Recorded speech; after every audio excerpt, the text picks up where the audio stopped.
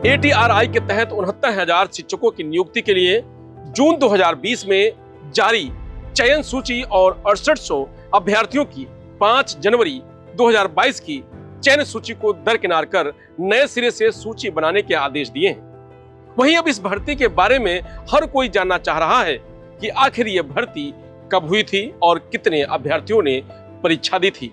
लोकमत हिंदी की इस खबर में आप सुनिए 69,000 भर्ती के 6800 अभ्यर्थियों के 5 साल के संघर्ष की कहानी।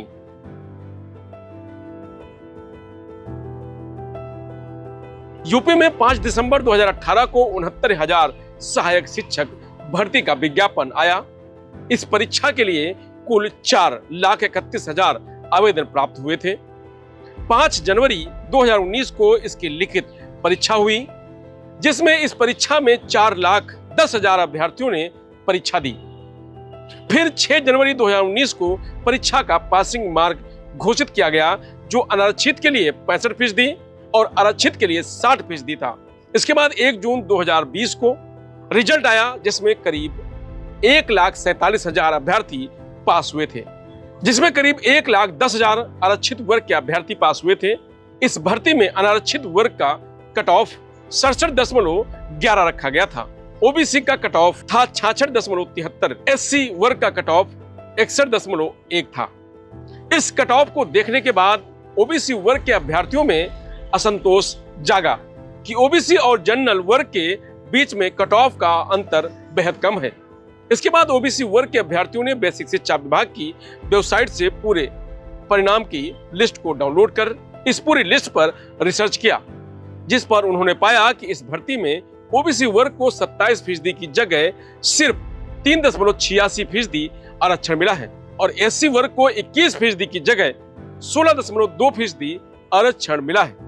जिस पर अभ्यर्थियों ने देखा कि इस भर्ती में बेसिक शिक्षा नियमावली 1981 और आरक्षण नियमावली 1994 का उल्लंघन किया गया है। इन दोनों नियमावली के अनुसार अगर आरक्षित वर्ग का अभ्यर्थी अनारक्षित वर्ग के अभ्यर्थी के बराबर अंक प्राप्त करता है तो वह आरक्षित वर्ग की सीट को खाली करेगा और वह अनारक्षित वर्ग की सीट पर चयन पाएगा। अभ्यर्थियों के मुताबिक इस नियमावली का पालन नहीं किया गया। इसके बाद इस पूरी लिस्ट पर रिसर्च करने के बाद कुछ अभ्यर्थी अक्टूबर 2020 में राष्ट्रीय पिछड़ा आयोग पहुंचे और कुछ अभ्यर्थी हाई कोर्ट भी चले गए। इस दौरान कोर्ट में बेसिक शिक्षा विभाग के अधिकारियों को तलब किया गया और अधिकारियों से राष्ट्रीय पिछड़ा आयोग ने भी मूल चयन सूची मांगी, पर किसी अधिकारी ने मूल चयन सूची नहीं दिखाई। इस दौरान बेसिक शिक्षा विभाग के सचिव प्रताप सिंह बघेल आयोग में विभाग का पक्ष रखा। इस दौरान राष्ट्रीय पिछड़ा वर्ग आयोग के उपाध्यक्ष लोकेश प्रजापति ने बेसिक शिक्षा सचिव को फटकार लगाई थी और कहा था कि प्रत्येक भर्ती की एक मूल चयन सूची बनाई जाती है, जिसमें अभ्यर्थियों के गुणांक, कैटेगरी, सब कैटेगरी, जन्म तिथि आदि का उल्लेख किया जाता है।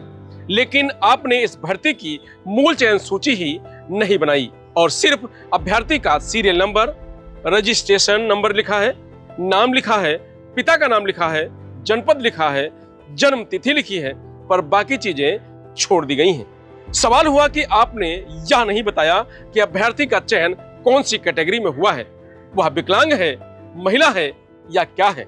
उसका गुणांक भी नहीं बताया गया। बता दें कि इसमें चयन के लिए जो मेरिट बननी थी वो सहायक अध्यापक, लिखित परीक्षा का 60% अंक, हाई स्कूल का 10% अंक, इंटर का 10%, ग्रेजुएशन का 10% और बीएड या बीटीसी का 10% लिया जाएगा। मेरिट बनाते समय इसी के आधार पर मेरिट बनाने के बाद ऊपर से नीचे तक मेरिट बननी थी, पर इसमें लिस्ट बनाते समय इस आधार को नहीं दर्शाया कि कैसे सूची बनी है। 29 अप्रैल 2021 को राष्ट्रीय पिछड़ा वर्ग आयोग ने आरक्षण घोटाले की रिपोर्ट जारी की, जिसमें यह कहा कि इस भर्ती में आरक्षण का घोटाला हुआ है और ओबीसी वर्ग को 27% की जगह 3.86% और एससी वर्ग को 21% की जगह 16.2% आरक्षण दिया गया है। इस भर्ती में आरक्षण का घोटाला करने वाले अधिकारियों के खिलाफ कड़ी से कड़ी कार्रवाई की जाए और इस रिपोर्ट को माना जाए और आरक्षित वर्ग के अभ्यर्थियों को न्याय दिया जाए। वहीं 5 जनवरी 2022 को इस रिपोर्ट के आधार पर योगी सरकार में 19,000 आरक्षण के घोटाले की जगह पर 6800 सीट पर घोटाला स्वीकार कर लिया गया। जिसके बाद जो अभ्यर्थी धरना दे रहे थे उन्होंने कहा कि या तो मूल चयन सूची जारी की जाए या जो अभ्यर्थी इस प्रकरण में मूल याची हैं उनको पिटिशनर रिलीफ देते हुए उनको चयन किया जाए, पर इस पर सुनवाई नहीं हुई। इस प्रकरण में सरकार ने 6800 सीट पर गलती तो माना, लेकिन इसका कोई शासनादेश जारी नहीं किया। प्रतीक त्रिवेदी नामक व्यक्ति ने इस प्रकरण में हाईकोर्ट में याचिका डाली और इसका शासनादेश मांगा।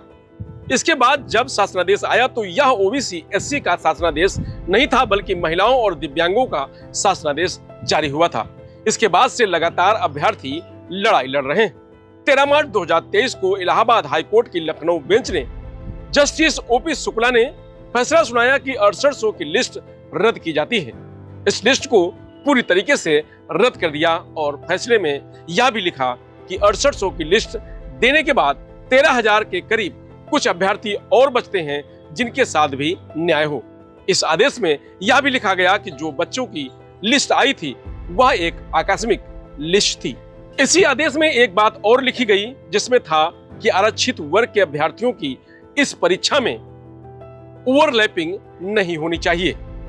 मसलन आरक्षित वर्ग का अभ्यर्थी अगर अनारक्षित वर्ग के अभ्यर्थी के बराबर अंक प्राप्त करता है तो भी वह अनारक्षित वर्ग की श्रेणी में न जाकर वो अपने आरक्षित वर्ग की श्रेणी में ही रहेगा। वहीं 17 अप्रैल 2023 को इस आदेश को लेकर कुछ अभ्यर्थी हाईकोर्ट की डबल बेंच चले गए थे और वहां चैलेंज किया था कि हाईकोर्ट सिंगल बेंच ने जो ऑर्डर दिया है उसमें आरक्षित वर्ग का अभ्यर्थी चाहे कितने भी अंक प्राप्त कर ले वह आरक्षित वर्ग की श्रेणी में ही रहेगा। यह गलत है क्योंकि उत्तर प्रदेश सरकार की बेसिक शिक्षा नियमावली 1981 और आरक्षण नियमावली 1994 तथा उत्तर प्रदेश सरकार की इस भर्ती का शासनादेश यह कहता है कि यदि आरक्षण वर्ग का अभ्यर्थी अनारक्षित वर्ग की अभ्यर्थी के बराबर अंक प्राप्त करता है तो अनारक्षित वर्ग की सीट पर जाएगा और आरक्षित वर्ग की सीट को खाली करना होगा। फिर 19 मार्च 2024 को जस्टिस अताउर रहमान मसूदी और जस्टिस ब्रजराज सिंह ने इस मामले की सुनवाई करते हुए इसके फैसले को रिजर्व कर लिया था। अब 13 अगस्त 2024 को इसका ऑर्डर कोर्ट में सुनाया गया है जिसमें लिस्ट को दोबारा बनाने की बात कही गई है। 16 अगस्त 2024 को इसको लेकर लिखित ऑर्डर आया है जिसमें कहा गया है कि बेसिक शिक्षा नियमावली 1981 और आरक्षण अधिनियम 1994 के मुताबिक आरक्षण नीति का पालन करते हुए नई सूची बनाई जाए। वहीं जो अध्यापक इस कार्रवाई से प्रभावित होंगे उन्हें सत्र का लाभ दिया जाए।